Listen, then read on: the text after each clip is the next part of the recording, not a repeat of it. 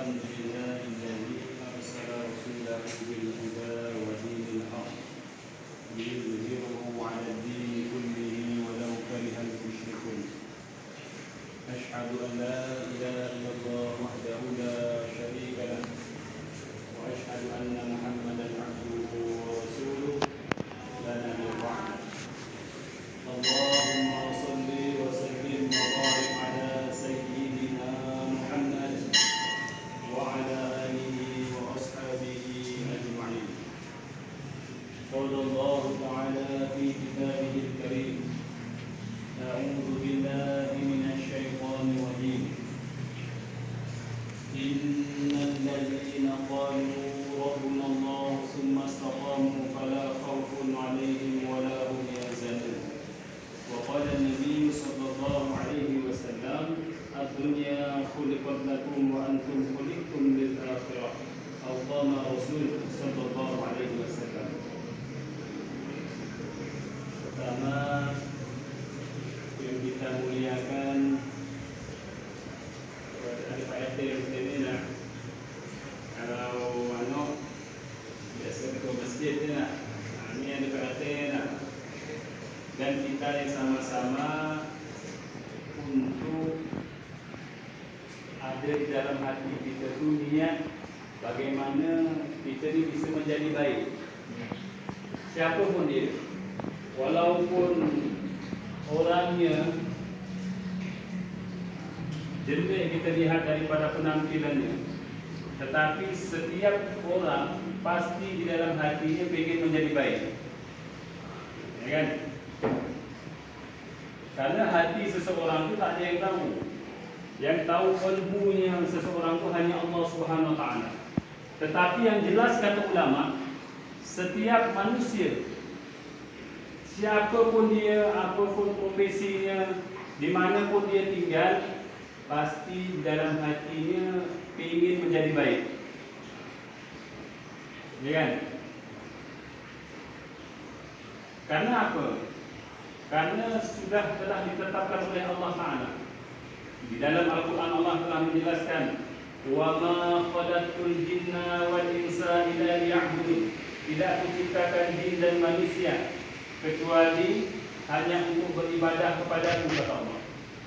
Di tafsir Ibnu Abbas beliau mengatakan liya'rifuna Allah, kecuali untuk mengenal Allah. Maka kita hidup ni dihidupkan oleh Allah Ta'ala. Siapa yang menciptakan kita? Allah Subhanahu Wa Ta'ala yang menciptakan kita. Allah Ar-Razzaq yang memberi daripada rezeki kita. Allah Al-Khaliq yang menciptakan seluruh alam yang ada di semesta ini. Allahul Ladzi khalaqas samawati wal ardh. Allah yang menciptakan langit dan bumi. Dialah Allah. Allah yang menciptakan hati kita. Allah yang menciptakan mata kita yang selalu memandang, ya kan?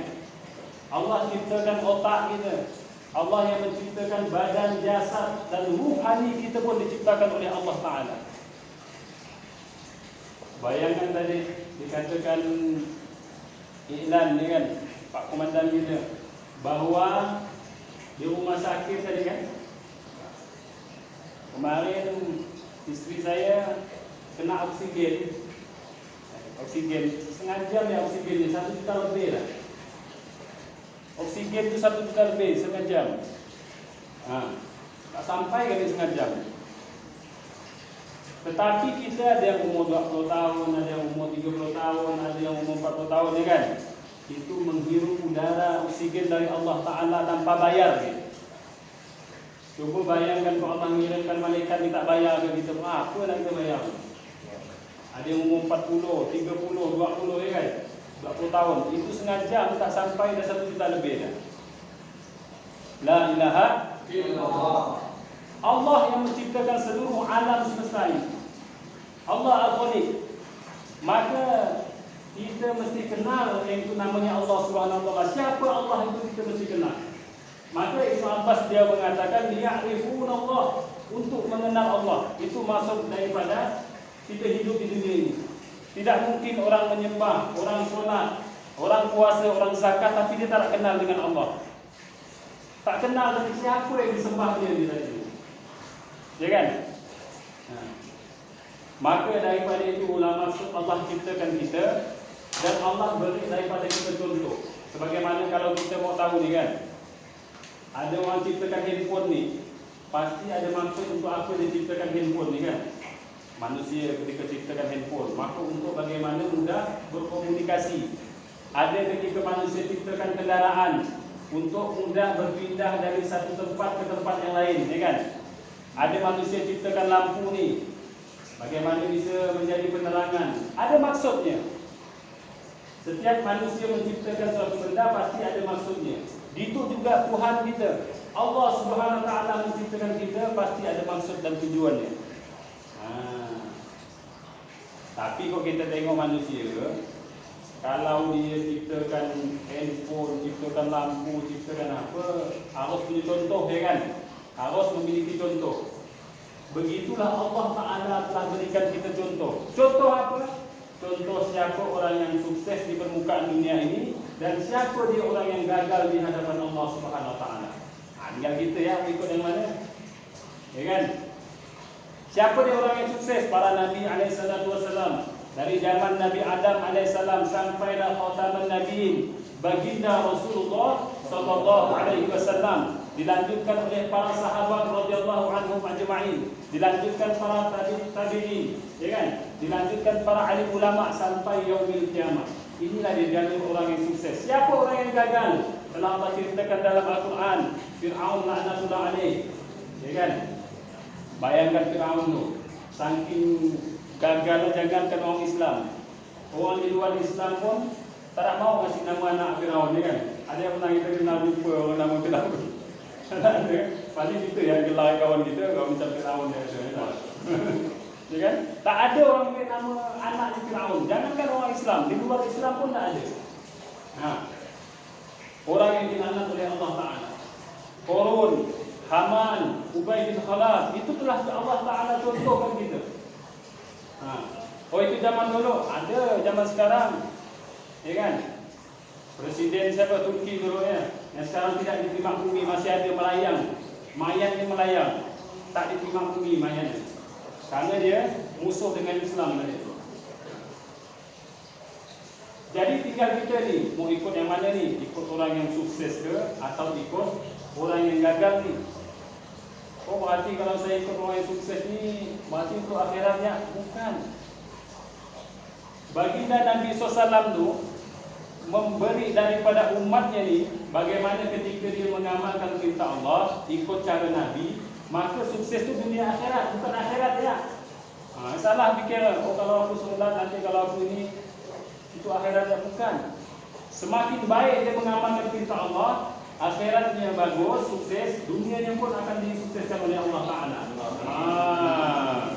Jangan kita fikir ni, kalau kita ngamalkan agama nanti di dunia kita susah. Bukan, tak mungkin. Tak mungkin orang mengamalkan agama itu disusahkan Allah, itu mustahil. Ya kan?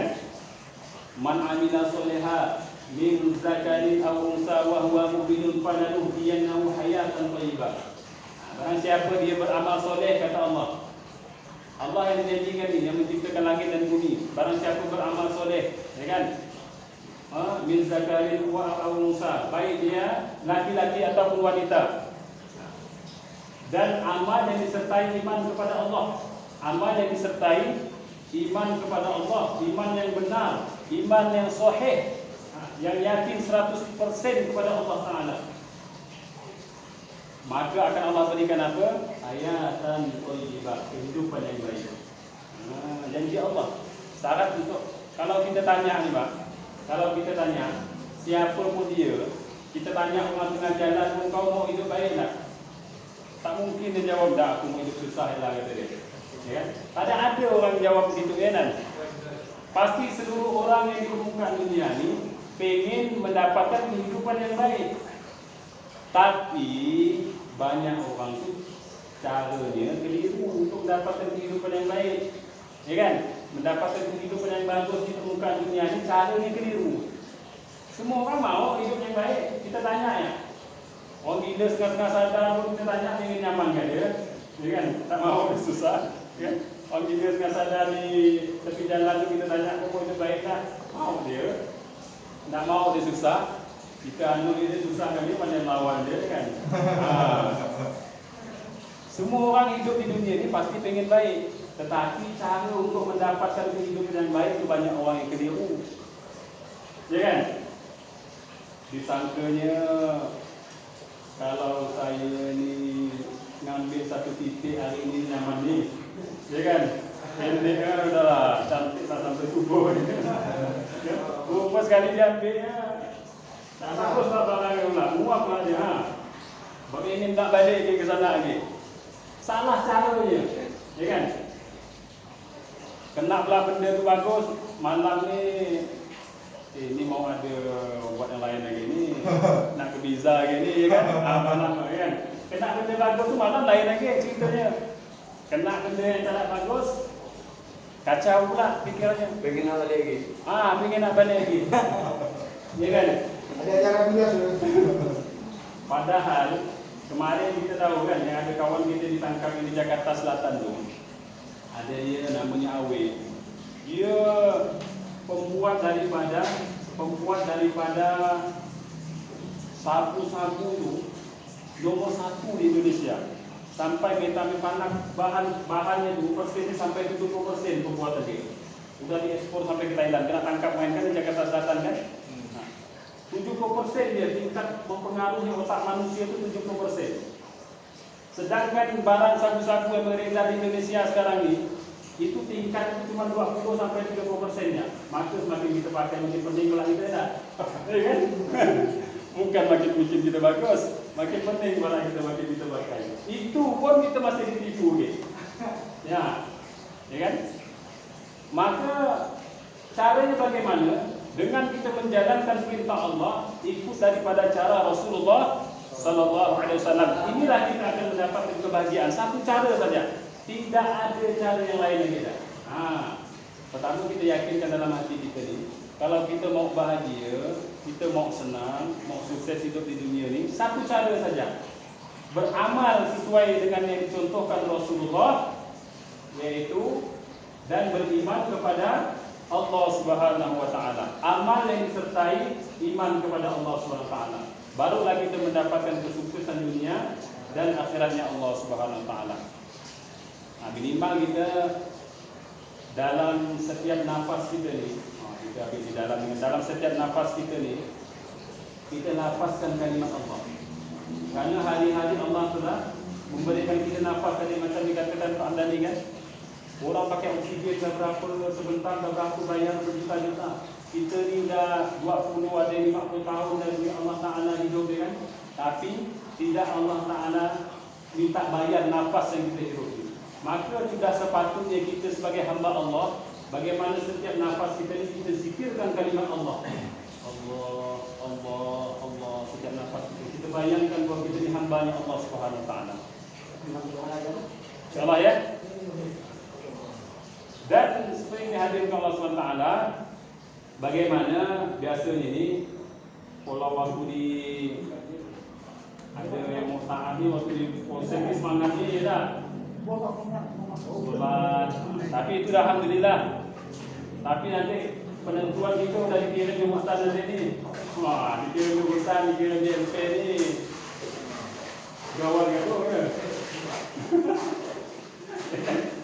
Maka penentuan kita tu, kalau betul-betul kita mau istiqomah, kita harus tetap pendirian. Harus tetap pendirian. Jikalau misal kita mau betul-betul baik, hidup kita ni mau baik, harus tetap kita pendirian. Bagaimana kita mau jadikan kehidupan kita ni baik dari dalam diri kita, nanti terpengaruh juga kepada anak dan isteri kita juga menjadi baik. Maka pendirian kita harus tetap, jangan gampang-gampang. Kalau ada, ya kan? Kalau ada kawan apa, tak bisa boy. Aku ni dah kuat dah. Senang ya, punya aku yang bayarkan. Ayolah kita bilang. Ya kan? Tapi harus kuat pendirian kita. Pendirian kita harus kuat. Kalau kita mau berubah, mau berbuat baik, maka pendirian kita harus kuat, tetapkan daripada hati kita dengan cara bagaimana banyak kita berzikir kalimat Allah Ta'ala. Setiap nafas kita, hembusan nafas kita lafazkan kalimat Allah dalam hati kita. Sehingga apa? Sehingga bagaimana iman kita semakin meningkat dan amal kita semakin diterima oleh Allah Subhanahu Wa Taala. Maka kalau ada itu, ada cara juga yang mudah-mudahan diajarkan Nabi. Pertama, cara kita makan. Cara kita makan yang di sini kan. Pertama, makan makanan tu kita makan yang halal dan thayyib, yang baik. Setelah itu, bagaimana di setiap makan kita itu menggunakan adab. Nanti boleh belajar adab ni.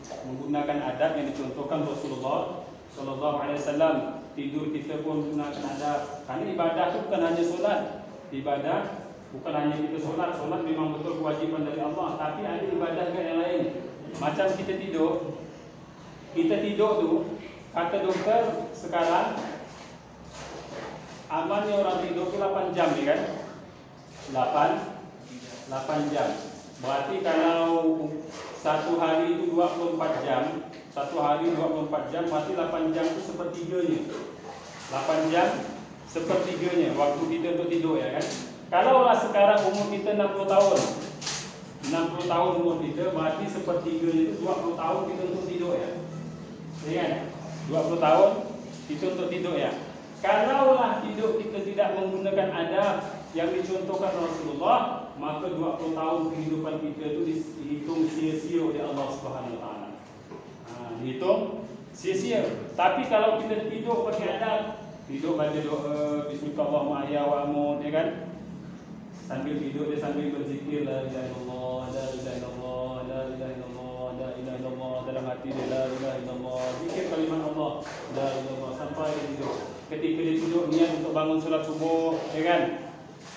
Maka 20 tahun tadi itu dia pakai untuk tidur, 20 tahun itu dihitung ibadah oleh Allah Subhanahu Wa Taala.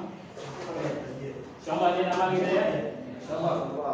Maka hadirin yang dimuliakan Allah Subhanahu Wa Taala, ketika kita di sini kita niatkan kali ini bukan ada sebagai ulama yang ahli dalam tarekat, dia mengatakan ini bukan musibah untuk kita ni, tapi ini sebagai pengalaman ilmu untuk kita. Jangan kita anggap musibah ni, jangan kita anggap oh ini ujian untuk aku ni. Tak, ini adalah ilmu dan pengalaman untuk kita. Bagaimana ke depan itu kita harus menjadi lebih baik lagi. Tak mungkinlah kita tak habis-habis lagi ni terus, ya kan? Temu kawan kita yang sukses, temu kawan kita yang mulailah kita nak kan. Tapi ini pengalaman untuk kita. Pengalaman bagaimana ke depan itu kita harus menjadi lebih baik lagi. Harus menjadi lebih baik lagi. Dengan bagaimana tadi? Dengan kita beramal sesuai yang dicontohkan Rasulullah dan amal yang disertai iman kepada Allah Subhanahu Wa Taala. Itu tema kita tadi itu. Kita beramal sesuai yang dicontohkan Rasulullah dan amal yang disertai iman yang benar kepada Allah Subhanahu Wa Taala. Terutama yang yang mudah-mudah kita, yang wajib-wajib ya kan. Solat, zikir tadi itu jangan sampai kita tinggal. Orang yang berzikir dalam kata ulama, orang yang paling mulia tu, yang paling mulia di saat misalnya satu ruangan ni orang lagi lalai kan, majlis lalai, agak lalai orang ni, tetapi dia sendiri hati dia itu terhubung kepada Allah. Inilah orang yang paling mulia kata ulama. Orang lalai ni, satu ruangan kita dilalai, ngomong inilah, main ini. Saat kekumpulan dia itu sedang mengadakan majlis lalai, tetapi dia sendiri tadi ini, hati dia ini masih berzikir kepada Allah Subhanahu Wa Taala. Ini dari orang yang paling mulia kata ulama. Tidak lepas hati dia selalu terpaut kepada Allah, zikir la ilaha illallah dalam hati dia, la ilaha illallah, la ilaha illallah. Orang lalai hati dia berzikir, ini yang orang paling mulia kata ulama. InsyaAllah ya. Maka dengan itu tadi itu, bagaimana kita agar kita mau dapat hidup baik ke depan ini, kita mau dapat hidup baik, hidup yang senang, hidup yang sukses, hidup yang bahagia, ya kan? Dia bukan hanya di dunia, di akhirat juga nanti. Di akhirat bahagia, di dunia juga lebih bahagia lagi. Bagaimana caranya? Yaitu dengan kita mengikuti amal yang dicontohkan Rasulullah dan kita sertai dengan iman kepada Allah Subhanahu wa taala. Laqad kana lakum fi Rasulillahi uswatun hasanah. Bahwa sungguh Allah yang mengatakan ini. Allah yang mengatakan bahwa sungguh di dalam diri Rasulullah Nabi Muhammad itu adalah suri tauladan yang baik untuk kalian ikuti, kata Allah. Kita beramal sesuai contoh Rasul dan disertai dengan iman kepada Allah SWT dengan cara kita ikuti sunnah Nabi. Tadi ada tidur, ada makan, ada masuk WC, ya kan? Boleh nanti belajar kita tentang istinja, tentang wudu, rukun wudu, ya kan? Kita belajar sesuai yang contohkan Nabi. Dan iman tadi itu dengan cara kita banyak berzikir, banyak menyebut nama Allah SWT di dalam hati kita, bukan hanya dalam mulut, bukan hanya di dalam lisan. Maka orang beristighfar tu astagfirullah, astagfirullah, astagfirullah, astagfirullah, astagfirullah, kata dia istighfar. Mulut yang ngomong, hati dia tak membenarkan istighfar dia. Ya kan? Mulut yang ngomong. Dibanding dengan orang yang tak ucapkan istighfar, tetapi dia nangis bertobat dari kesalahan dia, itulah istighfar yang sebenarnya. Itulah dia istighfar yang sebenarnya. Dia tak ucapkan astagfirullah, tetapi dia nangis, ingat daripada kesalahan dia, ingat daripada dosa-dosa dia kepada Allah, dosa kepada manusia, dosa kepada banyak ibu dia, dosa kepada bapa dia, dosa kepada isteri dia, dosa kepada anak dia, ya kan? Dia ingat, nangis dia tanpa dia ucapkan astagfirullah. Inilah dia istighfar yang sebenarnya, kata ulama. Apa dia ucapkan astagfirullah tapi dibenarkan dalam hati dia minta ampun. Astagfirullah dan benarkan dalam hati dia minta ampun. Inilah yang dipandang oleh Allah Taala. Qalbu kita, hati kita ni, kita istighfar dengan hati bukan dengan lisan. Kayak orang igau tu, tahu tak? Kalau ada kawan kita tidur di igau tu, minta nasi kata dia. Ya kan? Mau tak kita ngasih dia nasi? Mau tak kita ngasih dia nasi? Tak ada kan? Karena kita tahu dia igau. Gitu kan kalau kita berzikir astagfirullah, subhanallah, subhanallah, subhanallah, subhanallah, yang kita igau, ya kan? Tetapi zikir yang sebenarnya itu, walaupun itu ada manfaat, ada faedahnya masih kata ulama. Zikir tu, walaupun kita hanya Allahumma shalli ala Muhammad subhanallah, tetap ada manfaatnya. Tetapi yang dibenarkan ulama itu lisan kita mengucapkan subhanallah, lisan kita mengucapkan istighfar, lisan kita mengucapkan la ilaha illallah, itu dibenarkan oleh qalbu kita, dibenarkan oleh hati kita. InsyaAllah ya. Kan ini yang kita anggap kita ni, tak ada, kita ni nanti akan menjadi orang baik semua ni. InsyaAllah ya tak? Pasti kan? Pasti jadi orang baik. Bukan hanya kita dulu, banyak ulama-ulama di dalam penjara kan? Imam Ahmad bin Hanbal ya kan? Di dalam penjara kan sampai meninggal dalam penjara, tapi dia jadi orang yang baik sampai sekarang dipakai mazhab Hambali. Tetapi amalan beliau sungguh dalam penjara, solat sunnahnya 150 rakaat satu malam. Imam Ahmad bin Hanbal, solat sunnah 150 rakaat satu malam. Kita tak usah lah banyak benar tu kita kan. Dahlah kita jalankan solat wajib yang ada dulu ya dah. Ini memang waktu kita zikir tadi tu. Kita zikir, hati kita jangan sampai lepas untuk mengingat Allah Subhanahu Wa Taala tadi. Itu ya tu. Pesan tadi yang pertama, kita belajar mengamalkan sunnah Nabi Sallallahu Alaihi Wasallam dalam kehidupan kita, di dalam dimanapun bisa. Ada tidur, ada makan, ada masuk WC. Yang kedua, bagaimana hati kita tidak lepas daripada mengingat Allah Subhanahu Wa Taala. Kita bawa nanti ni sampai lagi kita dikira di hutan, di FB nanti. InsyaAllah ya. Mudah-mudahan bermanfaat. Barokah.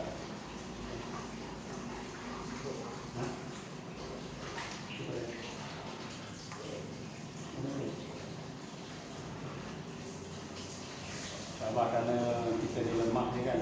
Kita ni lemah, kita memang dalam hati kita semua ni pasti ada pengen tetap, bukan dia ada, tetap dalam hati kita semua ni pengen menjadi lebih baik, pasti ada ya kan. Pasti ada pengen menjadi lebih baik. Tapi kerana kelemahan kita tadi itu, kita terikut hawa nafsu kita ya kan.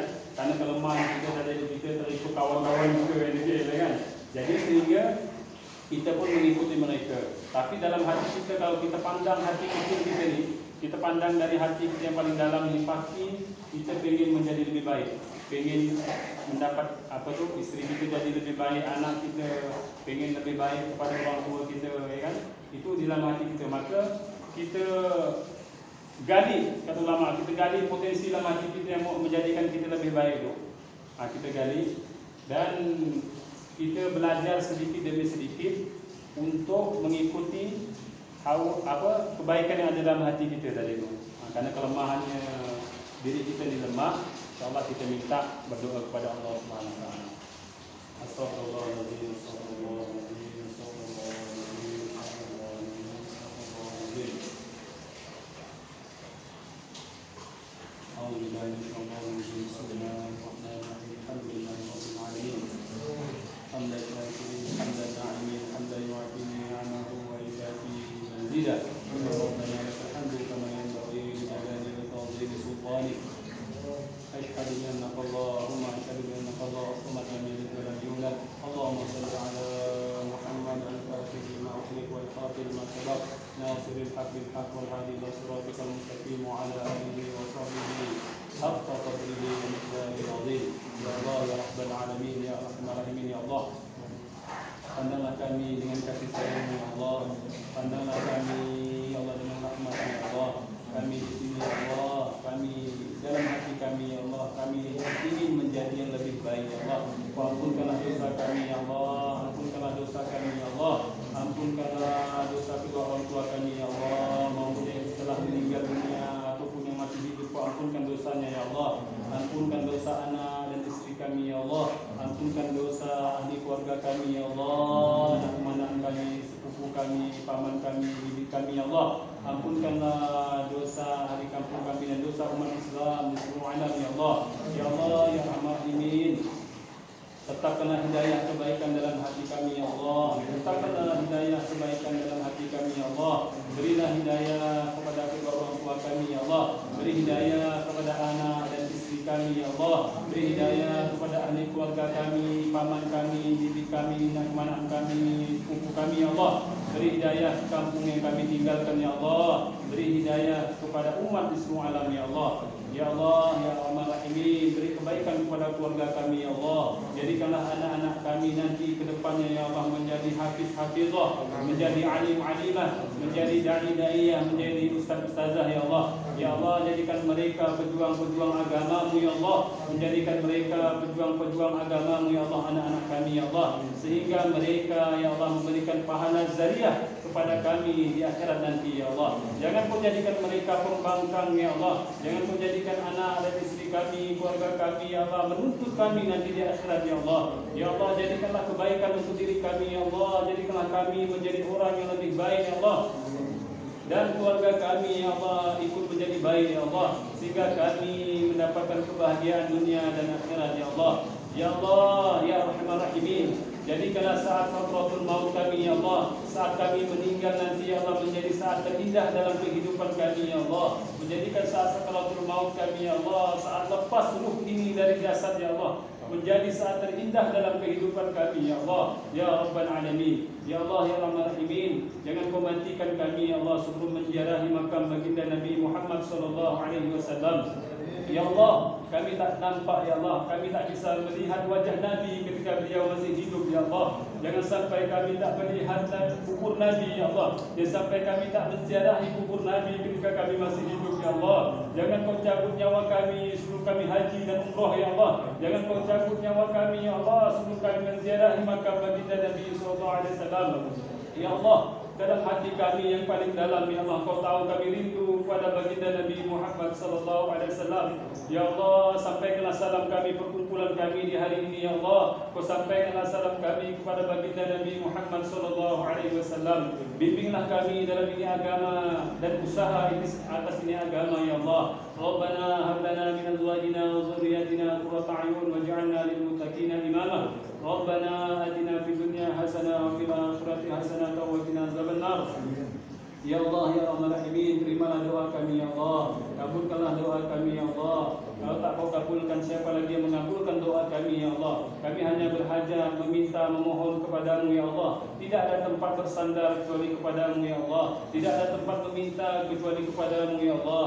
Subhana rabbika rabbil izzati amma yasifun, wa salamun alal mursalin, walhamdulillahi rabbil alamin. Subhanallah wa bihamdika, asyhadu an la ilaha illa anta, astaghfiruka wa atubu ilaik. Walhamdulillahi rabbil alamin.